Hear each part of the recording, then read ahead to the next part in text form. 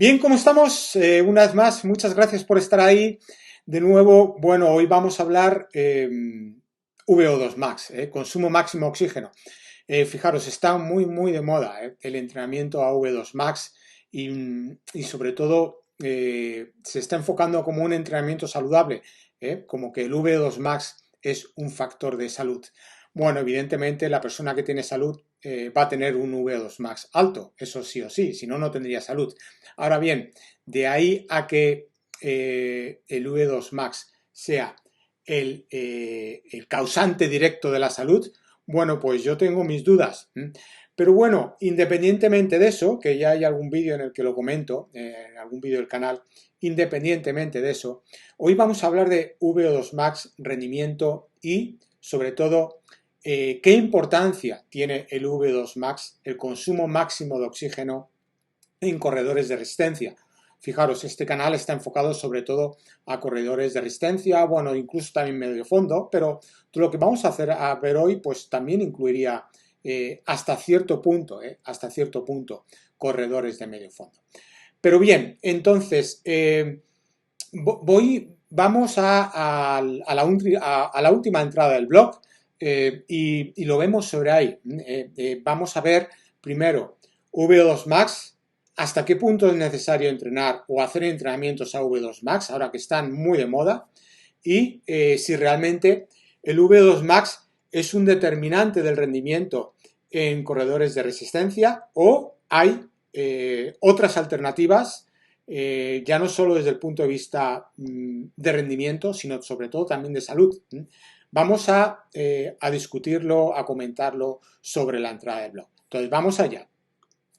Bien, fijaros, aquí, bueno, pues como veis es una entrada reciente del 19 de marzo de 2025. Y pongo VO2 Max, no lo es todo. La clave está en el umbral láctico. Vamos a ver por qué. Aquellos de vosotros que me seguís, tanto en mi canal de YouTube como en Instagram, pues bueno, pues sabéis que soy un fiel defensor del umbral láctico y no tanto del V2 Max. Tenemos que tener mucho cuidado cuando hablamos de V2 Max y vamos a ver por qué. Bien, entonces, bueno, empezamos la entrada del blog diciendo si alguna vez has estado en una conversación entre corredores, seguro que has escuchado la pregunta ¿cuál es tu V2 Max?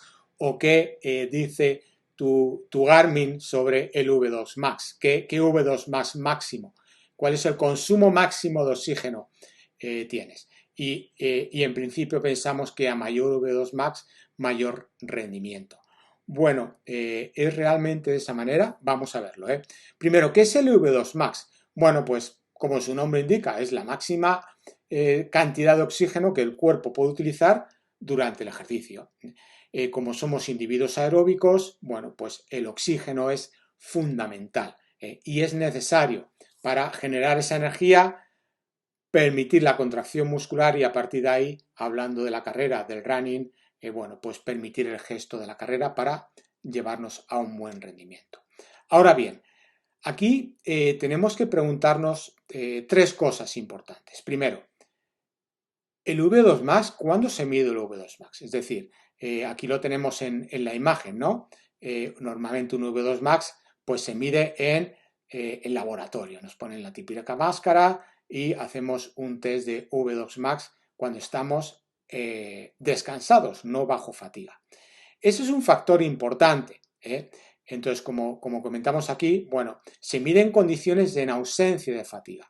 Luego, las pruebas de V2 Max suelen realizarse en un ambiente controlado y sin fatiga previa, algo que es muy diferente a lo que ocurre, por ejemplo, durante un maratón. Claro, no es lo mismo el V2 Max que podemos medir en los 5 primeros kilómetros del maratón que los últimos 40 que los últimos 5 kilómetros. Es decir, no es lo mismo del kilómetro 1 al kilómetro 5 que el V2 Max que tendrías del kilómetro 35 al kilómetro 40.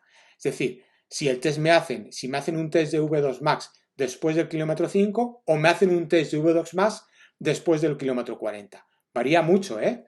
Fijaros, es muy diferente. Entonces, realmente lo que nos interesa es tener, sí, un consumo máximo de oxígeno, pero no solo en los 5 primeros kilómetros, sino en los 5 últimos cuando estamos bajo fatiga. Eso es un factor muy importante tener en cuenta y que en muchas ocasiones se nos olvida. Otro concepto importante es que no predice el rendimiento real en competición. Es decir, tener un V2 Max alto no necesariamente implica el que podamos rendir bien en un maratón o en una media maratón. Y vamos a ver algunos ejemplos. Os pido un poco de paciencia. Primero estamos explicando conceptos y luego vamos a ver ejemplos claros, ejemplos prácticos y luego qué es lo que realmente tenemos que hacer en nuestro entrenamiento para mejorar nuestra capacidad aeróbica, que es lo que nos interesa.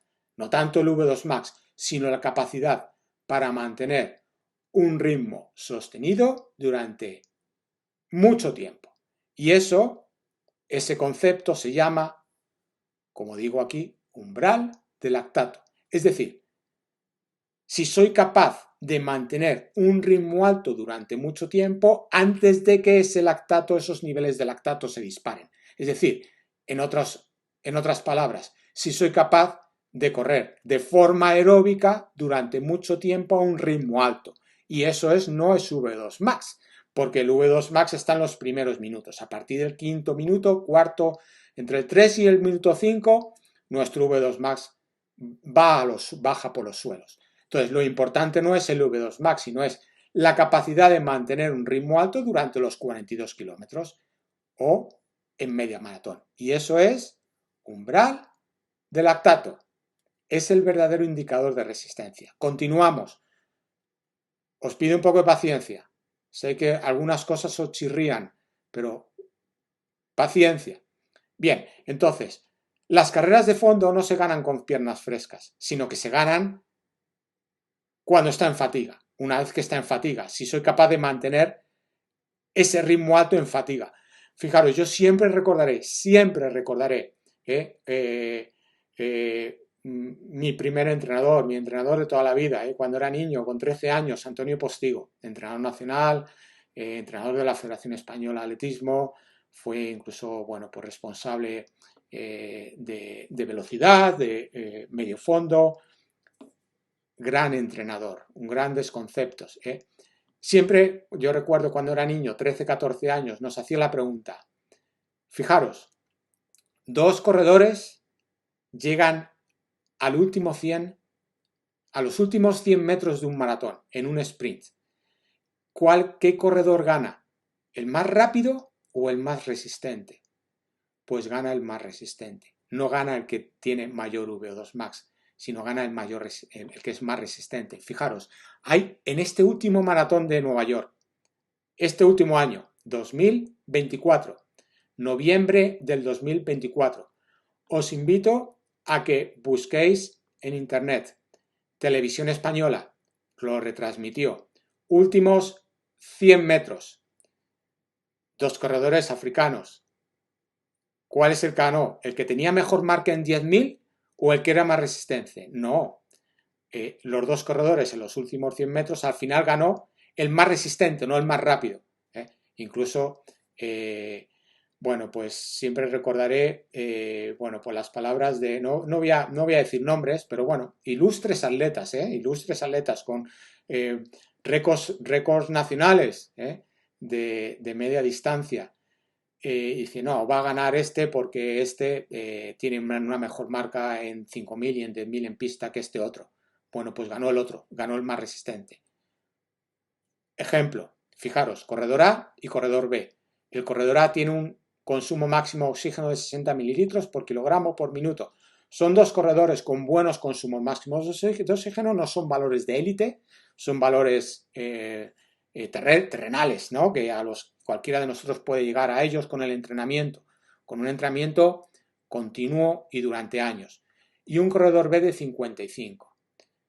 No necesariamente gana en una carrera de larga distancia de un maratón el de 60. Es posible que el de 55 le pueda ganar al de 60 siempre y cuando sea más resistente.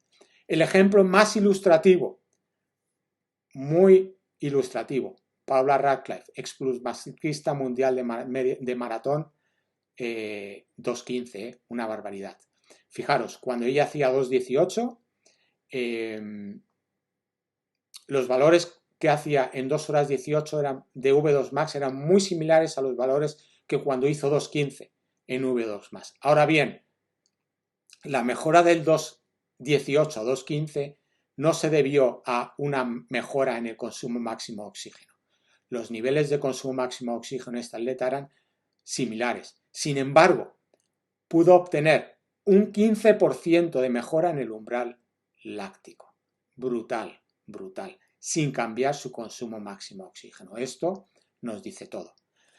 A partir de aquí, ¿cómo mejoramos el umbral láctico? Tenemos una muy buena noticia y es que, muy buena noticia, y es que así como el V2 Max es un valor genéticamente predeterminado, sí, se puede mejorar con el entrenamiento, pero tiene un límite. Sin embargo, el umbral láctico es muy entrenable. Se mejora, las mejoras que podemos ver en el umbral láctico de lactato es brutal, siempre y cuando, siempre hay una coletilla, siempre y cuando el estímulo sea adecuado y sobre todo tengamos continuidad. Y la continuidad no es en 6 meses, es en años. Otro ejemplo muy claro, atletas españoles que desde mi punto de vista sí tienen buenas marcas, pero no eran atletas extraordinarios. Estoy hablando, bueno, pues de atletas que han llegado a hacer 2:8, pero han logrado hacer 2 horas 8 no con, ojo, no porque son excepcionales, sino porque han tenido continuidad en el entrenamiento. Un ejemplo de esto es Javi Guerra. Le conozco muy bien desde hace muchos años. Javi Guerra es un buen atleta, pero no es un atleta excepcional, no es un atleta top, pero es muy buen atleta. Ahora bien, ¿cómo logró hacer 2 horas 8? Logró hacer 2 horas 8, perdón, no, incluso 2:7 en maratón, si no recuerdo mal, 2:7, no 2:8, perdón, 2:7, estoy hablando de memoria, 2:7, logró hacer 2 horas 7 después de 6-7 años continuos sin lesión. Desde el 2012 yo corrí con él un 5000 en Bélgica, muy cerca, en un pueblecito cerca de Bruselas. Una pista fantástica, un meeting maravilloso. Salía de una lesión. Esa fue su última lesión. En el 2000 hizo 13:50 y pico. Bajó de 14 minutos pelados.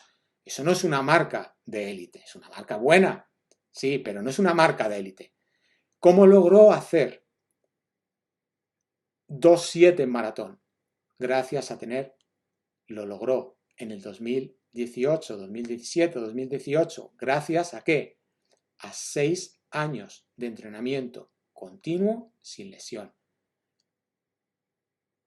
Viene Doha, se va al Mundial de Doha, lo prepara, se lesiona, fractura por estrés en la cadera.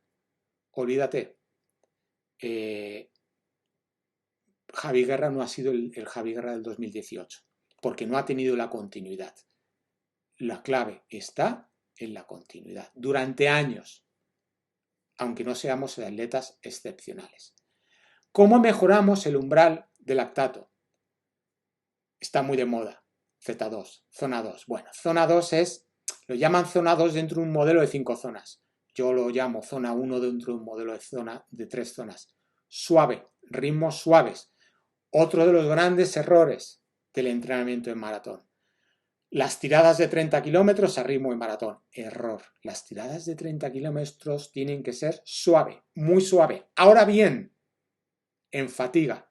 ¿Qué implica en fatiga? Habiendo realizado el día previo entrenamientos a umbral. Son mis entrenamientos favoritos. Sábado, domingo. Sábado, entrenamiento umbral. Domingo, entrenamiento largo.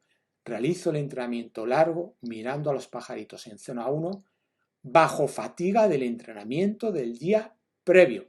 Fundamental, muy importante. Rodajes largos. Realizar entrenamientos específicos a umbral láctico. En lugar de hacer las clásicas sesiones a VO2 Max. Tengo auténtico pavor por estas sesiones. Cuando lo veo, me echo las manos a la cabeza. Hay muchas veces que voy rodando un sábado, un domingo tranquilamente y veo corredores populares echando el bofe por la boca. tremendo, muy importante, umbral, no tanto V2 Max. ¿Qué son entrenamientos a umbral? Son correr a ritmo sostenible a ese ritmo cerca de umbral, incluso un pelín más lento, quizá mejor. Distancia 6-8 kilómetros, intervalos de umbral, repeticiones de 4 o 6 kilómetros con descansos de 3 minutos, especialmente cuando queremos acumular volumen a umbral de cara al maratón. O esto es un entrenamiento que a mí me gusta mucho, especialmente en verano, cuando no tenemos ningún objetivo cercano, pero sí es un entrenamiento que deja muy buenas sensaciones, incluso es un buen entrenamiento después de una lesión. Cuando estamos recuperando una lesión es un entrenamiento progresivo de 45 minutos, empezar muy lento, muy lento y terminar los 15 últimos minutos a ritmos cercanos de umbral o un poco más lento. Conclusión, si bien el V2 Max es buen indicador de capacidad aeróbica, no digo que no, mucho cuidado, mucho cuidado. 2 razones, es tremendamente lesivo y segunda, no necesariamente es un indicador de rendimiento en atletas de resistencia. Hay otras vías, desde mi punto de vista, mucho más eficientes, hasta más saludables. Si ya el maratón es tremendamente agresivo, fijaros lo que voy a decir, poco saludable. Sí, el maratón es poco saludable, pero también entiendo que puede ser un reto para un corredor popular. Pero ya que el maratón, por naturaleza, es poco saludable, vamos a hacerlo de la forma más saludable posible. Y esa forma no es entrenando a V2+, sino entrenando umbral y ritmos lentos que sean fácilmente asimilables y que nuestro cuerpo tenga esa capacidad de adaptación para generar la mejora de forma saludable. Siempre, no me cansaré de repetirlo. Bueno, espero que os haya gustado. Rompemos muchos mitos, pero creo que hay que romperlos. El entrenamiento a consumo máximo de oxígeno a V2+ para un corredor por encima de los 45 años, desde mi punto de vista, es un gran error. Hay que tener mucho cuidado. Y a partir de ahí, sí, podemos lograr mejora con el umbral, con entrenamientos umbral, con entrenamientos de rodaje largo, pero paciencia, disfrutando del camino y de forma saludable. Espero que os haya gustado. Muy importante, darle vueltas a las cosas.